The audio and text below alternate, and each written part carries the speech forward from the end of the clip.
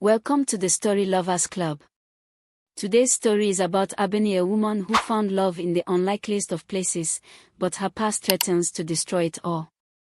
Will love conquer all, or will the demons from her past destroy her love? In the bustling city of Lagos, where the neon lights flickered against the dark sky and the streets buzzed with life, there was a woman named Ebony. She was known as the Queen of the Night, a woman whose beauty made men forget their troubles, if only for a few hours. But deep inside, Ebony was tired. Tired of the men who came and went. Tired of the lies she told herself. Tired of the life that fate had forced upon her. Ebony had not always been a prostitute. She had once been a hopeful girl, full of dreams. Born in a small village in Ogun State, she had grown up with nothing but the stories her grandmother told her about love. When she was 16, she ran away from home, thinking the city would give her the life she had always longed for. But the city had no mercy. It swallowed her innocence, chewed her up, and spat her out onto the cold streets, where she was forced to sell her body just to survive.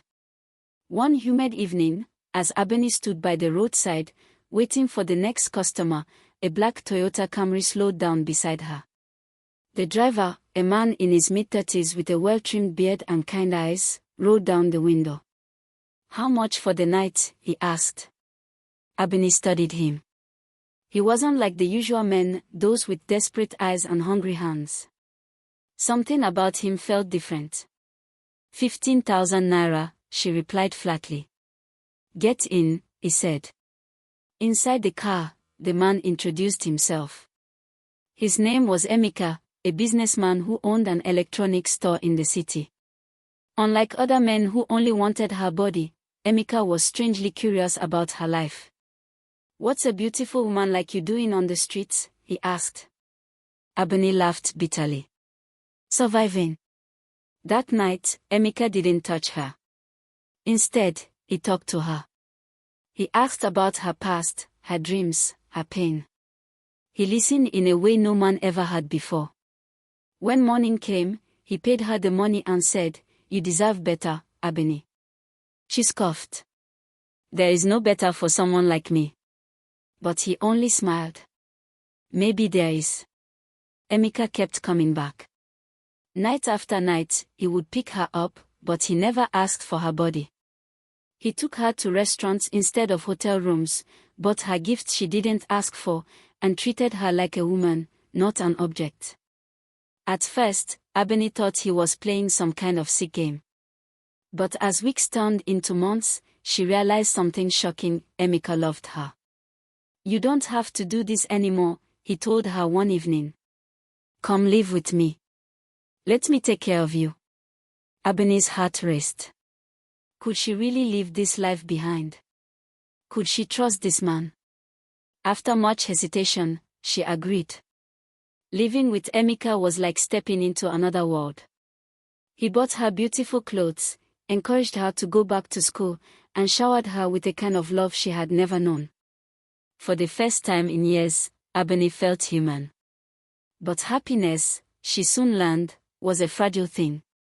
One evening, as Ebony walked back from the market, she saw a familiar face: Tate, her former pimp. He was a dangerous man, the kind who didn't like losing his property. "So this is where you've been hiding," Tate sneered. "You think you can just walk away?" "I don't belong to you anymore, Tate," she said firmly. He laughed.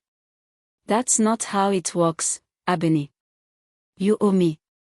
If you don't come back, you regret it." Ebony ran home, her heart pounding. She didn't tell Emeka. She didn't want to drag him into her past. But deep down, she knew Tate wasn't done with her. Days later, Emeka proposed. Under the moonlit sky, with the sound of crickets filling the air, he knelt before her and held out a ring. "Marry me, Ebony." Tears welled up in her eyes. She wanted to say yes. She wanted to believe in happiness. But a dark shadow loomed over her. The next night, Tate sent a message. A single note slipped under the door. "If you don't come back, I will kill him." Ebony's hands trembled as she read the words. She knew Ted wasn't bluffing.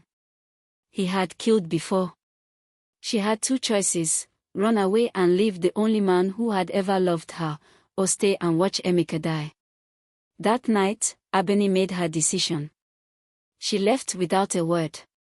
She returned to the streets, back to the life she had tried so hard to escape. She let Ted reclaim her, like a bird willingly stepping back into its cage. For weeks, she lived in misery, but at least Emeka was safe. But Emeka wasn't a man who gave up easily. He searched for her, refusing to believe she had abandoned him. One fateful night, he found her in a dingy hotel room. "Ebony, come home," he pleaded. "Whatever it is, we'll face it together." Before she could answer, the door burst open. Ted stood there, a gun in his hand.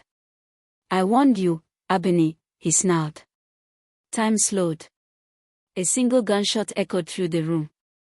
Ebony screamed. Emeka fell to the floor, blood pooling beneath him. His eyes, once full of love, now stared at her lifelessly.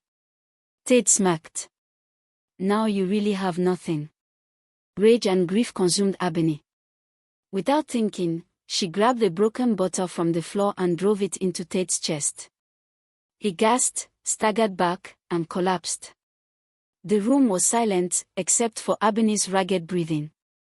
The man she loved was dead. The man she feared was dying. And she had nowhere left to go. The police found Ebony hours later, sitting beside Emeka's body, whispering his name like a prayer. She was arrested, charged with murder, and sentenced to life in prison. As she sat in her cold prison cell, she realized the cruel truth: love had given her hope, but fate had taken everything away. And so, Ebony, the girl who once dreamed of happiness, spent the rest of her days behind bars, haunted by the memory of the man who had loved her beyond her past. If you enjoyed the story, like the video and subscribe to our channel.